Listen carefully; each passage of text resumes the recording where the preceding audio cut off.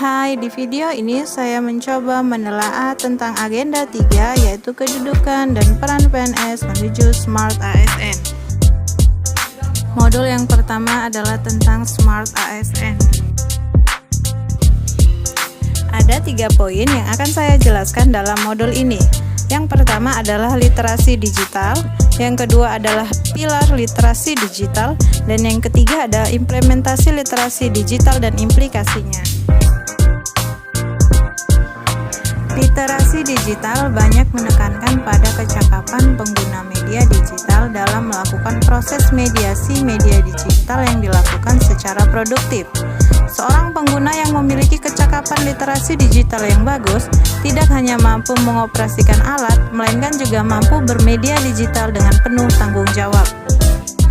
Literasi digital lebih dari sekedar masalah fungsional belajar bagaimana menggunakan komputer dan keyboard atau cara melakukan pencarian online. Literasi digital juga mengacu pada mengajukan pertanyaan tentang sumber informasi itu, kepentingan produsennya, dan cara-cara di mana ia mewakili dunia, dan memahami bagaimana perkembangan teknologi ini terkait dengan kekuatan sosial, politik, dan ekonomi yang lebih luas. Ada 4 pilar literasi digital, yaitu digital skill, digital kultur, digital etik, dan digital safety. Media digital digunakan oleh siapa saja yang berbeda latar pendidikan dan tingkat kompetensi. Karena itu, dibutuhkan panduan etis dan kontrol diri atau self-controlling dalam menghadapi jarak perbedaan tersebut dalam menggunakan media digital. Poin yang terakhir dalam modul ini adalah implementasi literasi digital dan implikasinya. Lanskap digital merupakan sebutan kolektif untuk jaringan sosial, surel, situs daring, perangkat seluler, dan lain sebagainya. Fungsi perangkat keras dan perangkat lunak saling berkaitan sehingga tidak bisa lepas satu sama lain. Kita tidak bisa mengakses dunia digital tanpa fungsi dari keduanya.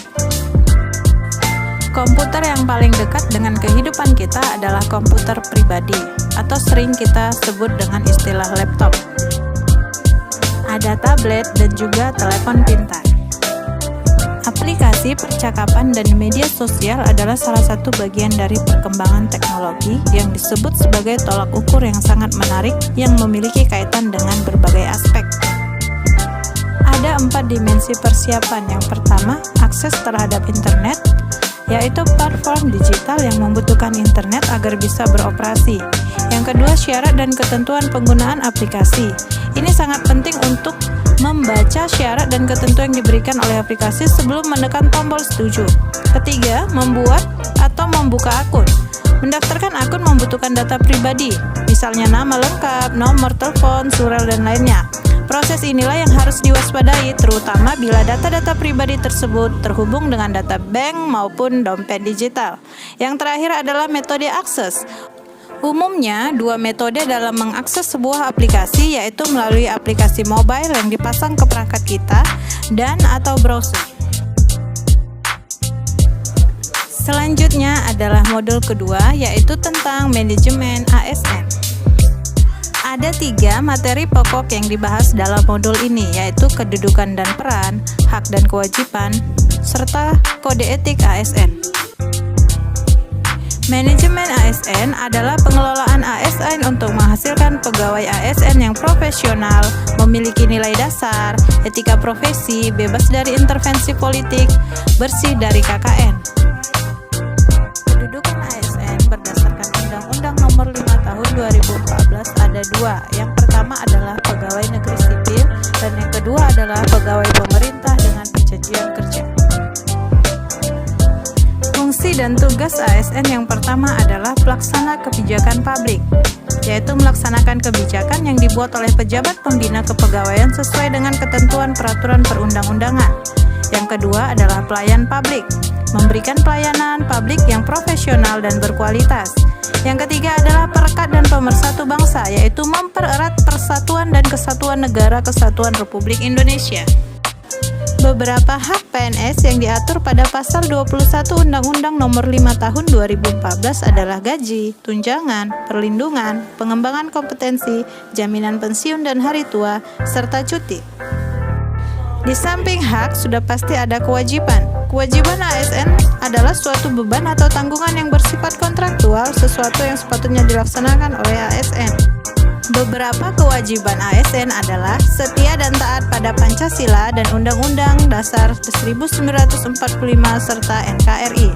Kemudian menjaga persatuan dan kesatuan bangsa, melaksanakan kebijakan yang dirumuskan pejabat pemerintah yang berwenang, menaati ketentuan peraturan perundang-undangan, melaksanakan tugas kedinasan dengan penuh pengabdian, kejujuran, kesadaran, dan tanggung jawab, menunjukkan integritas dan keteladanan dalam sikap, perilaku, ucapan, dan tindakan kepada setiap orang baik di dalam maupun di luar kedinasan, menyimpan rahasia jabatan dan hanya dapat mengumpulkan rahasia jabatan sesuai dengan ketentuan peraturan perundang-undangan, bersedia ditempatkan di seluruh wilayah Negara Kesatuan Republik Indonesia.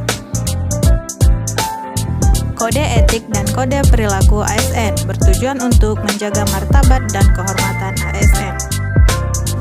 Sistem merit, Pasal 1 Undang-Undang ASN tentang Ketentuan Umum.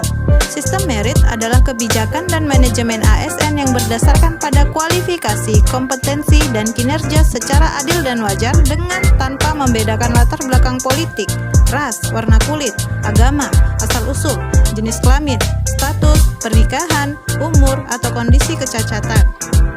Manajemen PNS dimulai dari penyusunan dan penetapan kebutuhan, pengadaan, pangkat dan jabatan, pengembangan karir dan pola karir, reputasi, penilaian kinerja, penggajian dan tunjangan, penghargaan dan perlindungan, jaminan pensiun dan jaminan hari tua, serta disiplin. Sampai di sini hasil telaah saya mengenai agenda 3 tentang kedudukan dan peran PNS menuju Smart ASN. Terima kasih.